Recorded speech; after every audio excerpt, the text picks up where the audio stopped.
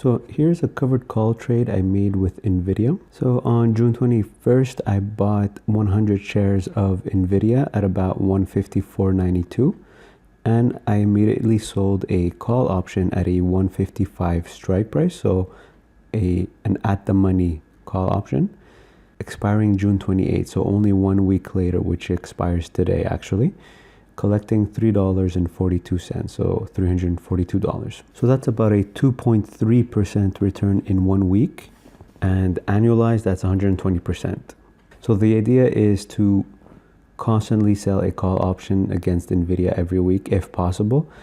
Now after that, NVIDIA dropped all the way down to 150 or 151, so my call option was worth much less. I could have bought it and closed it, but I didn't. And now when Micron went up, NVIDIA went up as well. Look, it's trading at 163 right now. So I got my confirmed profit already of $3.42 or $3.50, which is about 2.3% in a week. Now, if you look at the fact that the stock has reached 163, yes, of course, I missed out on more profit, but I had no way of finding out that this would happen. I could only assume or guess. But with selling a call option, I don't have to guess or assume. I get my profit right away, even though it's smaller than what the potential could be, but it's more consistent, it's more controlled, and I prefer it that way. I mean, NVIDIA could have dropped as it did, could have continued to drop, then I would have been in a better position. It could have stayed at 155, I would have been in a better position. Now the fact that it went at 163, I still made profit, but I didn't make the most profit I could make. But I made 2.3% in 1 week, and if I could do this consistently, I think it's better than actually just holding the stock, because I'd be making probably more than 20% per year. So now this option expires today. So I've got a few options.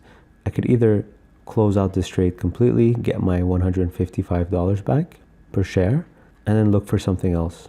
Or if I think that NVIDIA is still a good price at 163, I could buy it back at 163 and then sell a call option at a 164 or 165 strike price. Or the other thing I could do is buy back this option, but then sell another one at the same strike price of 155, expiring in 1 week, 2 weeks, or even a month for a credit. Now it's not going to be as good of a credit as the $3.42 that I collected the first time, but it will still be for a credit. So let's see what it would look like. So if I click create order here, when I'm grouping my positions under strategy, I can click create order, and this basically allows me to close out the trade. Now I wouldn't want to close out the trade. So closing out the trade would be one of my options. So buying back the call option and then selling the shares, I'd get around combined, I'd get about $155 for it. So basically what I paid for it. But I already collected $3.42, so that's mine already. So that's my profit basically. But what I could do is I could remove the fact that I don't want to sell the shares. I could remove that here from the trade, from the order. So I'm left with buying back the option, which was about $8.50. And then I could add another call option, so a second leg. But this time I'm going to sell. I'm going to say, let's say expiring July 5th, so next week. And then the expiry date, and then the strike price is what's going to make a difference, of course. So if I choose a 165 strike, as you can see, it was last trading at $3.20. So what's going on here is that I'm paying the extra $9 or $10 for keeping my shares, because the shares are now trading higher, but I'm still able to collect a premium of about $3.20. But that would mean that my new cost is around 164, 165 instead of being at 154. So if I'm okay with owning NVIDIA at 164, 165, then basically 165, then I could do that. But if not, what I could do is I can keep a 155 strike.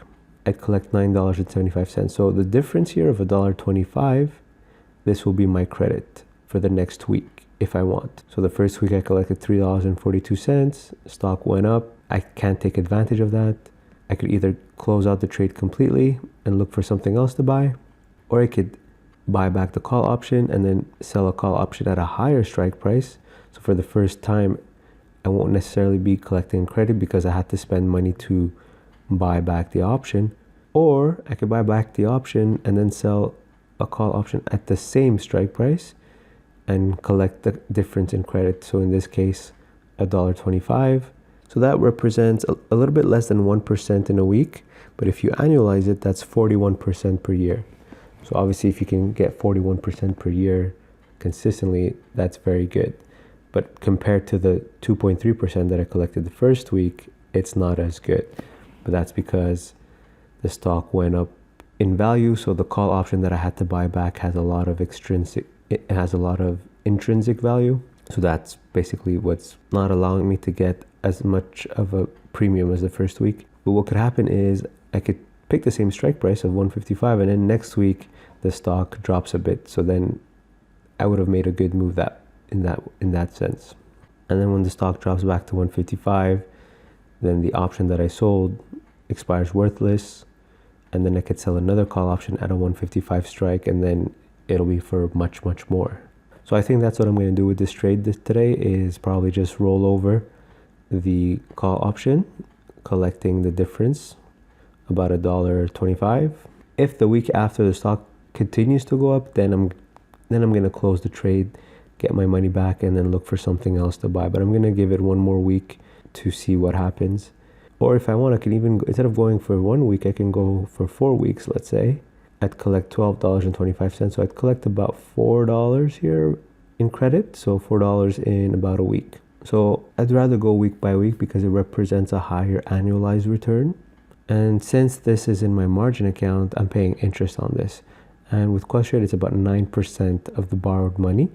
And if you look at NVIDIA, so you could see here the 30% here, that means you only have to put up a third in cash and the rest can be borrowed. So I'm basically borrowing 2/3 or 70% of the value of the stock. So basically the interest that I'm paying on this position here is about 70% of 90%. 70% of 9%. So this position is basically costing me 6.3% interest per year to keep it. So that's why I need to make sure that I'm making more than that in profit. So already first week was at 2.3%. That's just in a week, not in a year. And then this week probably almost 1%, and then we'll see what happens the following week. But annualized, these small returns are obviously more than the 6.2% or 6.3% that I would be paying in interest. So yeah, if you have any questions, leave them in the comment section below. Don't forget to check out the referral links in the description below the video. Thanks for watching.